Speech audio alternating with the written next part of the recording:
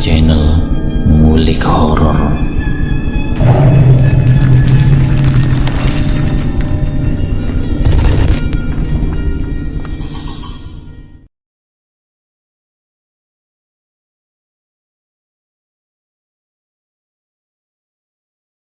Assalamualaikum warahmatullahi wabarakatuh.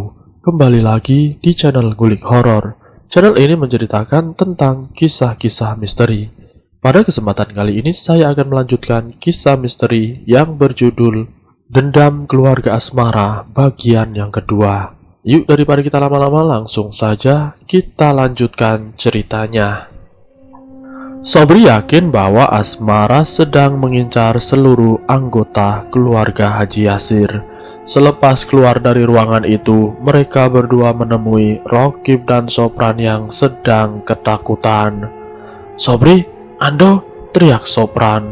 Mereka berdua berhenti manakala suara panggilan dari Sopran terdengar. "Kalian mau kemana?" tanya Rokib. "Kami mau keluar dari rumah ini, Tuan," jawab Sobri. "Kalian mau kemana?" tanya Sopran.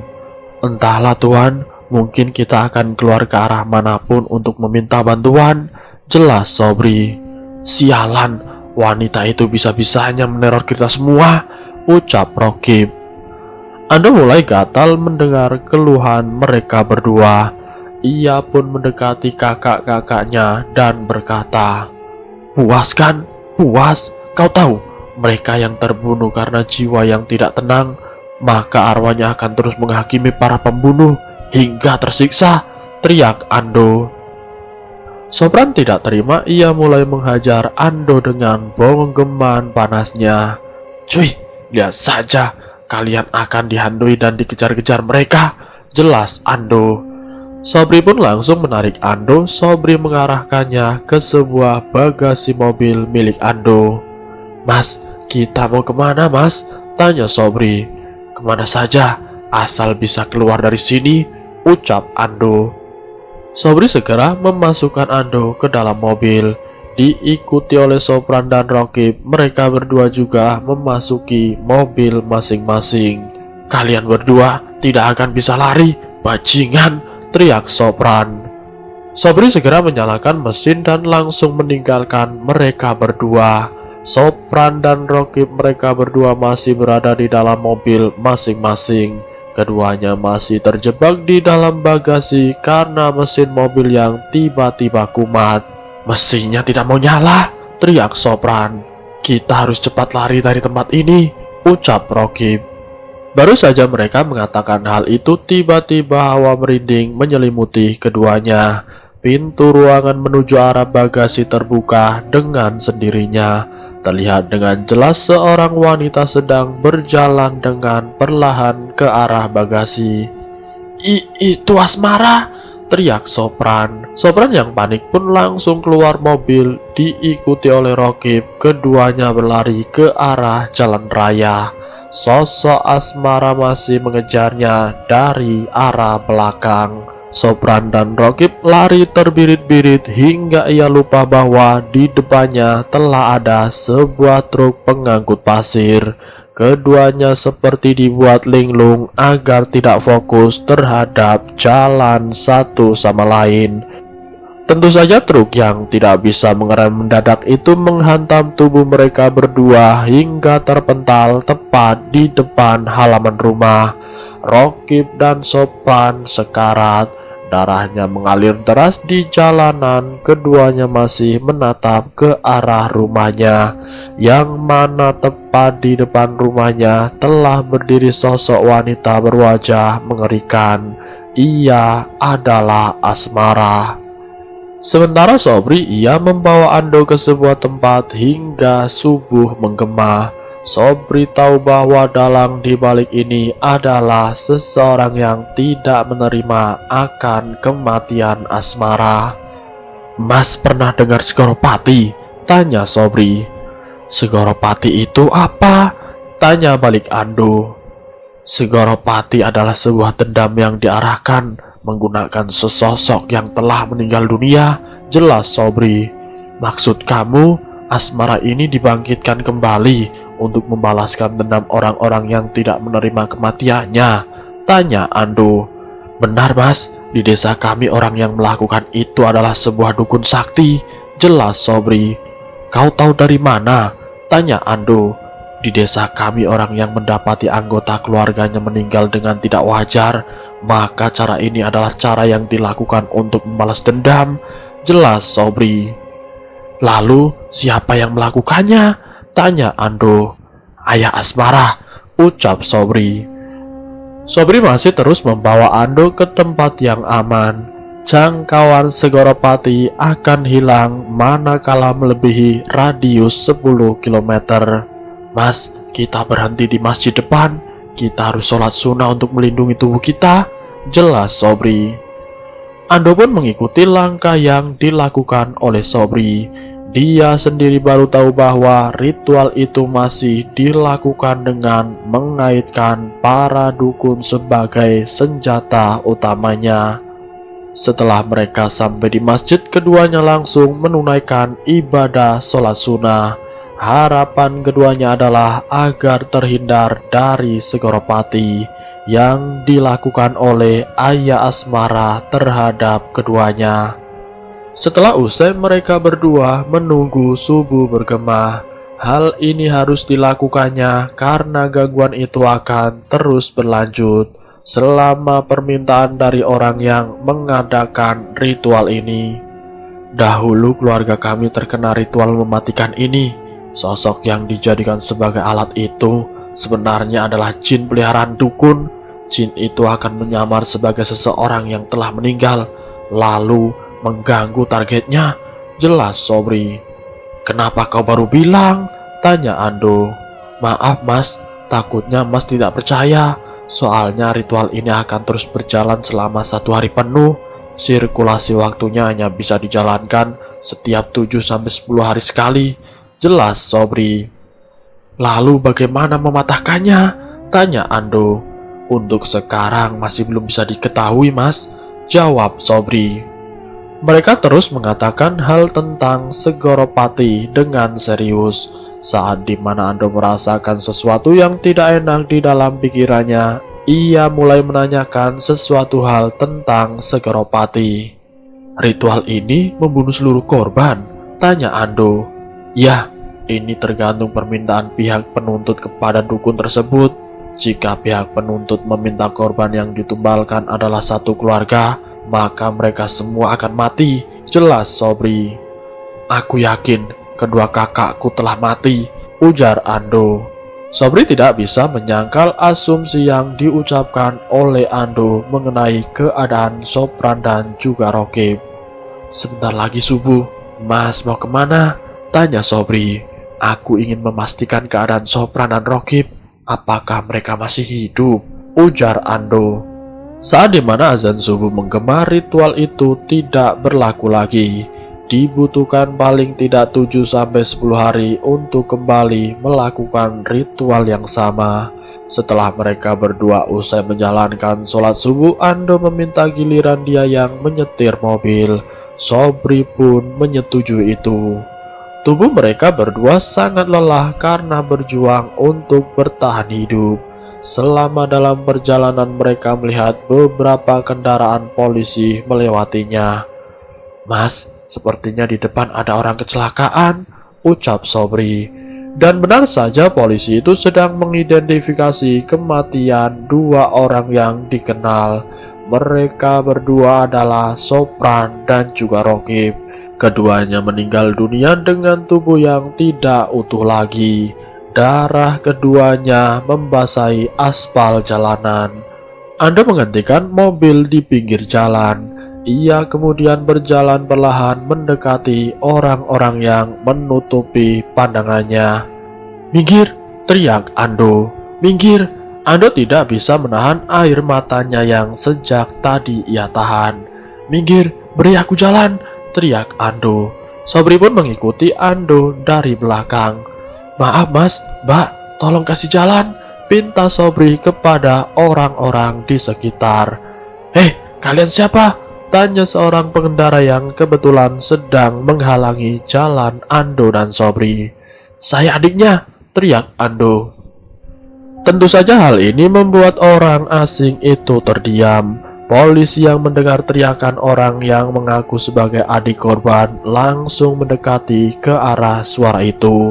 Orang-orang yang mendengar teriakan Ando dengan seketika membukakan jalan untuk membiarkan Ando melewatinya. "Mas," ucap Sobri. Tatapan tajam orang-orang yang berada di sekitar berubah menjadi tatapan haru saat melihat sang adik mendekati kakak-kakaknya. Tatapan tajam orang-orang yang berada di sekitaran berubah menjadi tatapan haru saat melihat sang adik mendekati kakak-kakaknya yang telah tewas. "Maaf, Mas adik si korban ya?" tanya Pak Polisi. "Iya Pak," jawab Ando. Ando menatap pelaku penabrakan yang sedang ditahan oleh polisi. "Pak, kenapa ambulans tidak datang?" tanya Sobri. "Begini Pak, ada sesuatu yang aneh saat kami ingin membawa ambulans ke sini," ucap polisi itu. "Kenapa Pak?" tanya Sobri. "Si pelaku menghalang-halangi, dia kesurupan sejenak sebelum kami tiba," ucap polisi itu. Sobri merasa aneh dengan pernyataan polisi mengenai telatnya ambulans untuk mendatangi lokasi. "Sebaiknya nanti kita bicarakan di kantor. Kami juga sudah menghubungi ambulan dan sekarang sudah dalam perjalanan," ucap polisi itu. Mas tidak apa-apa kan?" tanya Sobri. Ando masih terdiam, ia menghantam banyakkan tangannya ke aspal. "Mas, cukup Mas. Semua yang sudah dijadikan target dari ritual ini tidak akan bisa lepas kecuali mati," ucap Sobri. Ando menatap Sobri. "Bawa aku ke sana," ucap Ando. "Kemana Mas?" tanya Sobri. "Rumah Asmara." Ambulans mulai datang, para petugas mulai mengangkat jenazah Rokib dan Sopran. Sedangkan Ando ia mendekati pelaku penabrakan tersebut. Ando tidak ingin menghajarnya, namun ada beberapa pertanyaan yang ingin Ando tanyakan kepada sopir truk itu. "Apakah kau sengaja menabrakkan trukmu kepada kedua kakakku?" tanya Ando. Supir itu ketakutan, ia menggeleng-gelengkan kepalanya. "Aku tidak tahu Mas," ucap sopir itu. "Kenapa kau tidak tahu?" tanya Ando. "Kakiku tidak berhenti untuk menginjakan gas saat keduanya tengah berada di jalanan. Kecepatan mobil juga tiba-tiba naik hingga mereka terpental tepat di depan rumah ini," ucap sopir itu. "Lalu?" tanya Ando. "Saat aku mendekati mereka, aku melihat sosok wanita mendekatiku, dan saat itu aku tidak sadarkan diri. Orang-orang bilang aku kerasukan hingga menghalang-halangi para pengendara yang ingin menghubungi pihak ambulan," jelas sopir itu. "Jam berapa kejadian itu berlangsung?" tanya Sobri yang tiba-tiba berada di samping Ando. "Sebelum subuh Mas," jawab sopir itu. "Sudah kuduga," ucap Sobri. "Kenapa Bri?" tanya Ando penasaran. "Dukun itu telah merancang sebuah serangan ini. Setelah keduanya tertabrak dan sekarat, pasti ada orang yang melihat kejadian ini dan berkeinginan untuk memanggil ambulan. Namun jin peliharaan dukun itu segera masuk ke dalam tubuh supir ini," jelas Sobri. "Tujuannya apa Bri?" tanya Ando. "Agar ambulan datang terlambat dan Mas Ando bisa menyaksikan kematian keduanya. Hal ini yang memberikan efek kelemahan mental dalam diri Mas Ando," jelas Sobri. Ando pun semakin kuat untuk segera menghentikan ritual mematikan ini. "Maafkan saya Mas, saya dirasuki oleh sesuatu," jelas sopir itu. Ando segera meninggalkan sopir itu. Ia meminta Sobri untuk menuju rumah sakit. "Mau apa Mas?" tanya Sobri. "Memberi peringatan kepada Papi," jelas Ando. Dari kematian keduanya, Ando semakin yakin bahwa kematian kakaknya adalah karena kesalahan yang diperbuat keduanya saat membunuh Asmara. Beberapa hari sebelum hari ke-40, Haji Yasir masih berada di rumah sakit. Pandangannya mulai kabur, ia melihat banyak sekali orang-orang berdatangan hanya untuk menjenguk keluarganya. Namun tidak bagi Haji Yasir. Ia merasa bahwa kehidupannya sangatlah hampa Dari kejauhan seorang suster menuju ke arahnya. "Pak, sebentar ya, saya periksa lagi," ucap suster itu. Saat suster melihat ke arah bantal, ia terkejut bukan main. Suster itu melihat banyak pasir yang berada di bantal itu. "Pak, Bapak habis dari mana?" tanya suster itu. "Suster, kepala saya sakit," ucap Haji Yasir. Suster itu segera memanggil dokter karena ada sesuatu keanehan yang tidak bisa dijelaskan secara akal. "Kenapa, Sus?" tanya dokter. Baru saja si dokter itu masuk, kepala Haji Yasir kembali menjatuhkan pasir-pasir. "Astagfirullahaladzim," ucap dokter itu. Hari ke-40 tepat di hari ini, Ando dan Sobri berencana untuk menghentikan ritual mematikan ini. Namun sebelum ia berangkat, Ando mengunjungi ayahnya dahulu yang masih berada di rumah sakit. Saat berada di rumah sakit, dokter langsung meminta kepada Ando agar berbicara di ruangannya. Dokter itu memberitahu bahwa ayah Ando mendapati sesuatu yang aneh selama masa perawatan berjalan. Ando hanya bisa menerima semua keluhan dokter tersebut. Ia tidak mungkin menyelamatkan Haji Yasir karena di dalam organ kepalanya dipenuhi pasir yang entah dari mana munculnya.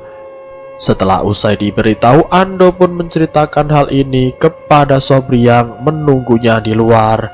Sobri hanya bisa terdiam. Ia tahu bahwa target berikutnya adalah Ando. "Kita harus bergegas untuk menuju ke sana, Mas," ucap Sobri. Saat itu juga mereka langsung berangkat untuk menghentikan ritual Segoropati. Dalam perjalanan, Sobri lebih banyak terdiam. Ia tidak tahu bahwa konflik ini berkepanjangan dan memakan banyak korban. Saat memasuki desa, Sobri meminta kepada Ando untuk tetap di dalam mobil. Belum tahu apa penyebabnya, namun Sobri ingin menemui seseorang terlebih dahulu. Dari luaran, Ando melihat seseorang sedang menemui Sobri. Ia sepertinya bukan keluarga asmara. Sobri pun kembali lagi ke dalam mobil. "Mas, ayo keluar," ucap Sobri. "Itu ayah asmara?" tanya Ando. "Bukan, Mas, dia adalah King Arso. Dia akan membantu kita untuk mematahkan Segoropati," jelas Sobri. Ando pun mengikuti apa yang diperintahkan oleh Sobri kepadanya. Akhirnya mereka berdua memasuki rumah King Arso. Di dalam rumah, King Arso telah menyediakan beberapa alat untuk mencegah ritual itu terjadi. "Dukun itu sangatlah kuat, namun aku bisa membentengimu dengan memasukkan sesuatu ke dalam tubuhmu," jelas King Arso. "Apa itu, Ki?" tanya Ando. King Arso memasukkan sebuah benda ke dalam sebuah apel. Ia pun meminta kepada Ando untuk menghabiskannya. "Habiskan, itu adalah pegangan kamu," jelas King Arso. Lalu Ando pun memakan makanan itu. Ia kemudian merasakan ada sesuatu yang memasuki tubuhnya. "Selama benda ini tidak hilang, kalian aman," ucap King Arso. "Alhamdulillah, terima kasih, Pak," jelas Sobri. "Namun aku tidak bisa menyelamatkan ayahmu. Ia sudah menjadi incarannya," jelas King Arso. Ando hanya pasrah mendengar seluruh pernyataan King Arso terhadap Haji Yasir. "Lalu bagaimana untuk mematahkan ritual ini, Ki?" tanya Ando. "Ritual ini hanya dijalankan setiap 10 hari sekali. Itu atas permintaan penuntut terhadap dukunya. Jika seluruh objek telah dinyatakan terbunuh, maka ritual ini akan selesai. Jadi artinya tidak ada hal yang bisa untuk menghentikan ritual ini kecuali dari pihak penuntut sendiri," jelas King Arso. Ando pun terdiam. Kali ini dia hanya bisa menjalankan beberapa jam ke depan sebelum nantinya ia akan mati. "Namun berikanlah ini kepada penuntut jika kamu ingin segera menghentikan ritual itu," ucap King Arso sambil memberikan sebuah botol berisi air. "Air ini adalah air permintaan maaf. Air permintaan maaf merupakan air yang menjembatani antara dua belah pihak untuk menciptakan kedamaian. Dahulu cara ini ampuh untuk menghentikan konflik santet yang berkepanjangan. Sekarang, segeralah pergi ke rumah penuntut itu sebelum waktunya habis, jelas Ki Ngarso panjang lebar. Mereka pun segera pamit untuk selanjutnya menuju ke rumah Asmara. Tujuannya hanyalah satu, sebelum waktunya habis, Ando telah lebih dulu meminta maaf kepada orang tua Asmara. Selama dalam perjalanan, Ando terlihat sangat tidak percaya diri. Ia lebih dingin semenjak Ki Ngarso memberitahu kemustahilan yang akan terjadi. Pukul 1 pagi saat di seluruh penghuni rumah sakit sedang dalam masa istirahat, Haji Yasir terbangun dari tidurnya. Ia kemudian melihat ke arah jarum jam yang menunjukkan pukul 1 pagi. Lampu kamar tiba-tiba berkedip. Haji Yasir mulai panik. Seluruh ruangan menjadi sangat panas hawanya. Dari luar ruangan berjalan sosok wanita dengan rupa yang mengerikan. Haji Yasir tahu wanita itu adalah sosok yang selama ini menjadi ketakutan dalam dirinya. "Pergi!" teriak Haji Yasir. Wanita itu menembus tembok sebelum akhirnya menampakkan wajah seramnya tepat di hadapan Haji Yasir. Itu adalah siksaan yang diterima Haji Yasir. Haji Yasir yang terkejut langsung mengalami serangan jantung. Seluruh mesin yang ada di sampingnya berbunyi secara bersamaan. Dokter dan para suster segera menuju ke ruang Haji Yasir. Mereka semua terkejut manakala posisi tubuh Haji Yasir telah berada di bawah lantai. Elektrokardiogram, alat yang menunjukkan tentang skala naik turun tekanan jantung, menjadi tidak bergerak. Haji Yasir dinyatakan meninggal dunia. Kematian Haji Yasir merupakan bukti kejamnya dunia persantetan. Bila dendam telah menjadikan acuan utama untuk melampiaskan kemarahan. Sementara itu Sobri menangkap pandangan seorang pria berusia 50 tahunan sedang berjalan sendirian di jalan raya. Dia adalah Pak Sanusi, ayah dari Asmara. "Itu ayah Asmara!" teriak Sobri. Ando pun langsung menghentikan mobilnya dan buru-buru untuk keluar. Ando langsung menarik tangan Pak Sanusi dan meminta maaf. "Siapa kamu?" teriak Pak Sanusi. "Pak Sanusi, Pak, tolong Pak, maafkan Ando," ucap Sobri. "Sobri, kamu ngapain di sini?" tanya Pak Sanusi. "Pak, tolong maafkan saya Pak, saya tahu keluarga saya salah, tapi maafkan saya Pak, saya tidak tahu apa-apa mengenai pembunuhan Asmara," ucap Ando. "Oh, jadi kamu anak Haji Yasir, lepaskan tanganku, ayahmu telah mati," ucap Pak Sanusi. "Haji Yasir telah mati?" tanya Sobri. "Benar, dia baru saja mati 1 jam yang lalu. Semua berjalan sesuai apa yang direncanakan," ucap Pak Sanusi dengan nada senang. Ando masih memegangi tangan Pak Sanusi. Ia meminta maaf sebelum waktunya habis. "Jadi benar, selama ini Bapak yang melakukan ritual Segoropati?" tanya Sobri. "Kau tahu kan adat leluhur kita? Jangan lupakan itu. Kita punya harga diri. Kita tidak boleh diinjak-injak oleh orang-orang kota yang terus-menerus menindas orang desa," teriak Pak Sanusi. "Sebaik apapun kamu, sekeras apapun kamu, bekerja dan sejujur apapun kamu dalam berbicara, para manusia berhati setan akan terus menindasmu. Mereka semua harus dimusnahkan," teriak Pak Sanusi.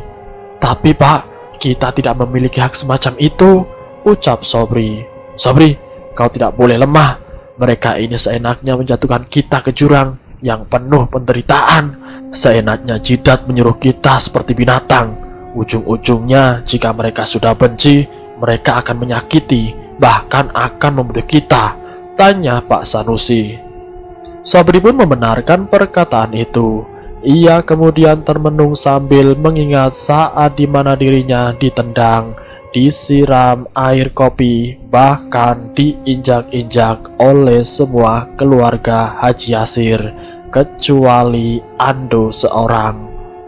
Sudahlah Bri, jangan kau beri kasihan orang ini, dia tidak patut untuk dibela, pinta Pak Sanusi. Mas Ando bukan orang jahat Pak, ia adalah manusia yang memanusiakan manusia, ucap Sobri. Sobri, dengar baik-baik, sekarang tidak ada lagi prinsip itu. Yang ada sekarang adalah manusia yang menyesatkan manusia. Apa kau kira setan tidak menyesatkan? Setan sekarang berada di dalam diri manusia itu sendiri. Mereka telah menyatu, ucap Pak Sanusi. Dan Bapak juga salah satunya. Bapak membunuh Sopran dan Rokib, lalu Haji Yasir. Pak, mau sampai kapan Segoropati ini berakhir? Tanya Sobri. Sampai seluruh keluarga Haji Yasir mati tidak tersisa. Aku yakin keturunannya akan lebih dari setan, jelas Pak Sanusi. Mas Ando adalah orang yang membela Asmara saat dirinya dihina dan dilecehkan. Bapak mau membunuh orang ini. Mas Ando adalah orang yang memberikan uang untuk Asmara secara diam-diam di saat Haji Yasir tidak menggajinya. Bapak masih mau menyiksanya, tanya Sobri. Sedikit demi sedikit hati Pak Sanusi jatuh dalam telaga penyesalan.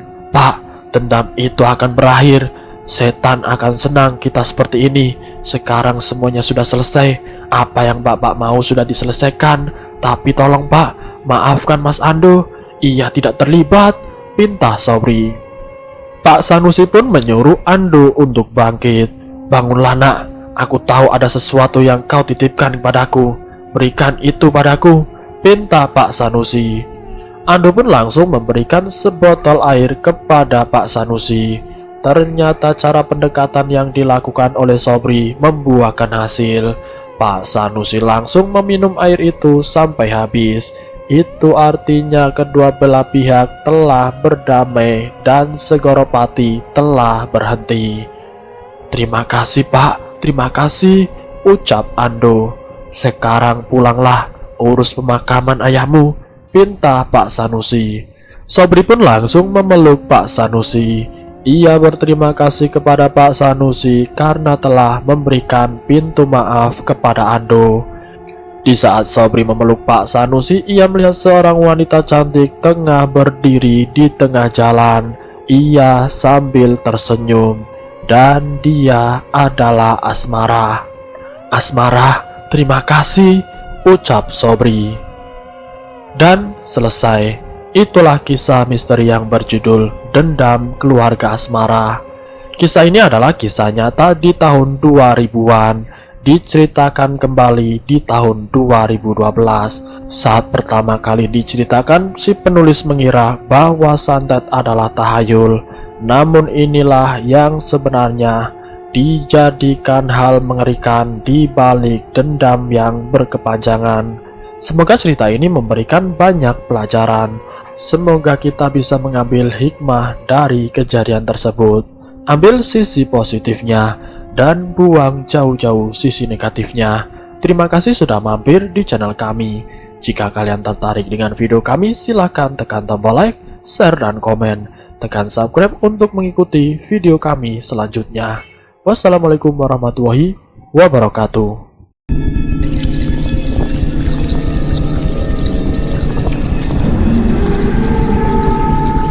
Selamat datang di channel Ngulik Horor.